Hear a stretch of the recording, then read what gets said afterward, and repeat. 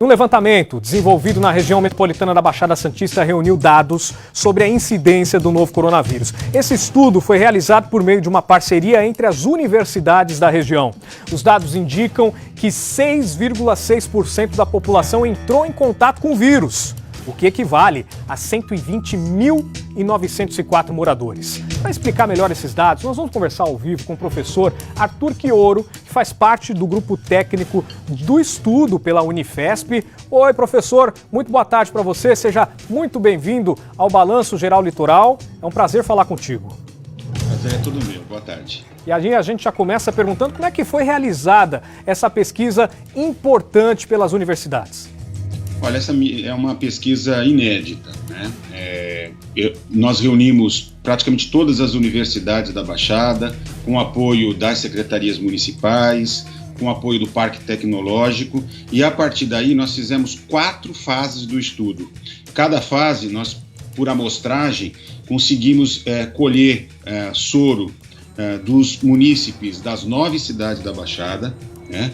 Foram com intervalos de 15 dias entre elas, a última foi terminou no dia 20 de junho, e com isso nós conseguimos ir mapeando, fotografando o aumento da exposição ao Covid na Baixada, que começou muito pequenininho, era de apenas 1,4% da população infectada, mas que no intervalo de praticamente um mês, né, um mês e meio, chegou a 6,6% da população, o que equivale a 121 mil pessoas já infectadas. Como o estudo terminou no dia 20 de junho, nós já estamos em 6 de julho, portanto, a estimativa é que nós muito provavelmente hoje já tenhamos um grau de exposição, inclusive, maior da nossa população. Que se por um lado é grande, ainda tem uma notícia complicada, é o fato de que mais de 90% da população ainda está exposta e tem risco, né, de se infectar pela Covid-19. É um dado alarmante, né? E a pesquisa diz até que 1 em cada 15 pessoas já pode ter tido contato com o vírus. Eu queria que o senhor fizesse agora uma análise em relação à testagem na cidade de Santos, o que o senhor pode relacionar com essa pesquisa na região toda da Baixada Santista, em relação também ao número de pacientes internados, vítimas fatais, como que essa pesquisa traduz esse momento que a gente está vivendo? Ela é muito importante, em primeiro lugar, porque ela permite dar um panorama da realidade. Como a gente sabe que desde o início da pandemia, o Brasil não conseguiu testar todas as pessoas, né? E 85% dos casos são leves ou mesmo assintomáticos, as pessoas não têm nada. Na nossa pesquisa, os pacientes que testaram positivo, só 65% tiveram algum tipo de sintoma. E eram sintomas leves, quer dizer, sempre dolorido, febre, dor no corpo, perda do paladar, do olfato, tosse, mas não o suficiente para levá-los ao pronto-socorro ou uma internação.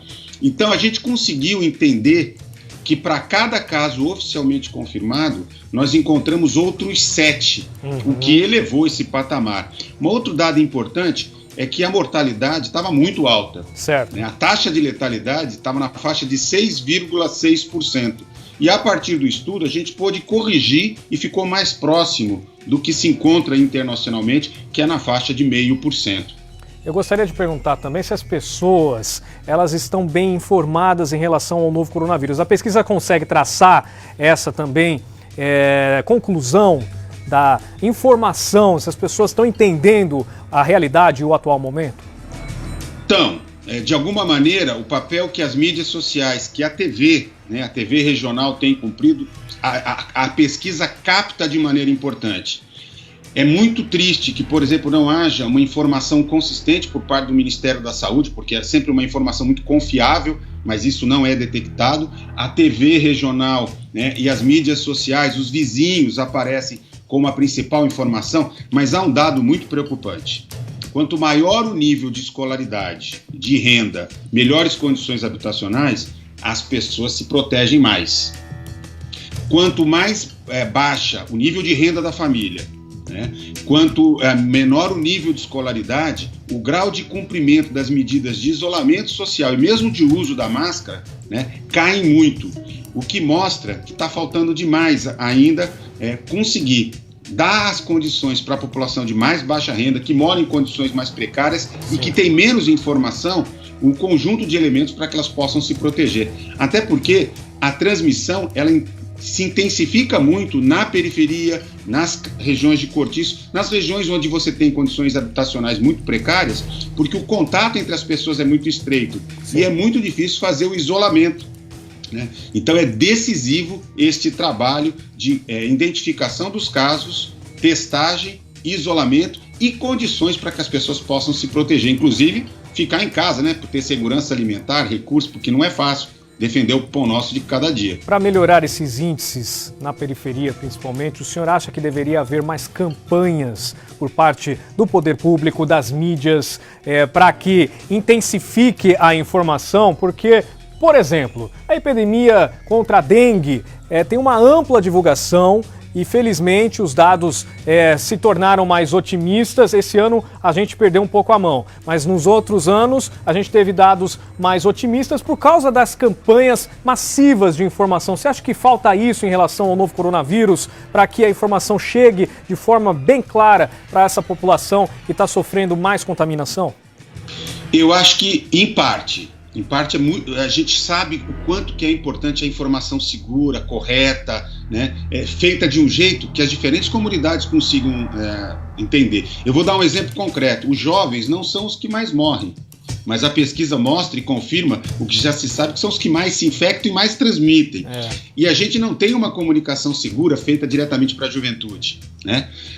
Por outro lado, se não forem criadas as condições econômicas e financeiras, se não for dado o auxílio emergencial, a segurança alimentar, para que a população mais carente possa também cumprir o isolamento social, é muito difícil, né? Então, assim, tem gente que mesmo com o auxílio emergencial, as condições habitacionais são tão precárias, né? 8, 10 pessoas morando numa casa com 2 cômodos, se tiver uma pessoa infectada, ainda que seja leve, ela não tem condição de cumprir ali aquelas medidas de isolamento indicadas pelos médicos. Então também é preciso que sejam criados centros de isolamento, tanto que na conclusão do estudo, todos os pesquisadores, sem exceção, nós somos de diferentes universidades aqui da Baixada, de São Paulo, né?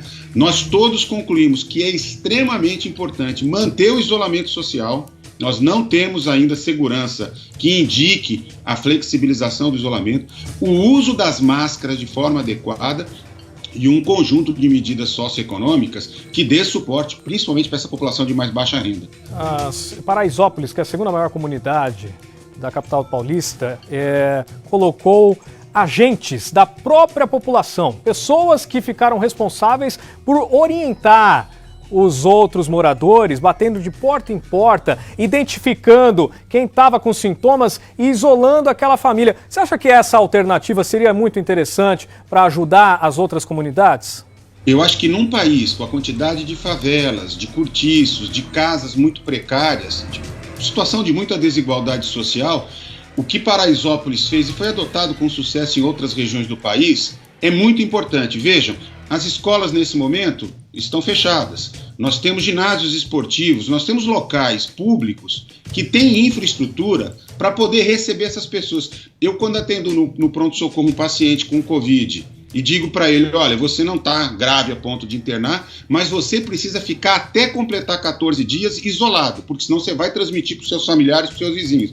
E ele me diz, mas doutor, minha casa não tem condição. Então, seria fundamental que, além desse trabalho de identificação casa a casa, e aí a nossa rede básica, os agentes comunitários, as equipes da família, precisam sair das unidades básicas e ir para as comunidades para fazer isso, mas é preciso também garantir que essa população que não tem na sua casa condição de cumprir esse período de até 14 dias, possa encontrar condições num centro de isolamento público para poder garantir proteção para si e para a sua comunidade. Professor, uma última pergunta. A gente tem dados positivos aqui na região, com uma diminuição de internações, casos fatais, mas a aceleração de casos continua alta.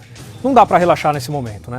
Não dá, porque a experiência internacional demonstra que dá para começar a flexibilizar quando a taxa de crescimento ela se estabiliza de verdade. A nossa na nossa região, começou a diminuir, a nossa pesquisa já detecta isso, mas ainda assim, ela era muito alta para que se recomende o isolamento e as pessoas acreditem que o pior já passou, né? Vejam, mesmo países que tiveram controle enfrentam pontualmente novas ondas, né? Porque nós temos muita gente suscetível. Então, em hipótese alguma, há a possibilidade de relaxar, flexibilizar o isolamento e é preciso que todos, autoridades públicas, mas cada cidadão, cada cidadã, faça também a sua parte. Muito obrigado pela entrevista e parabéns pelo trabalho que as universidades fazem na região. Com certeza, com a ciência, a gente consegue traçar estratégias que trazem sucesso, eficácia para a população, tanto na área da saúde quanto na área econômica. O melhor, o meio termo vai ser encontrado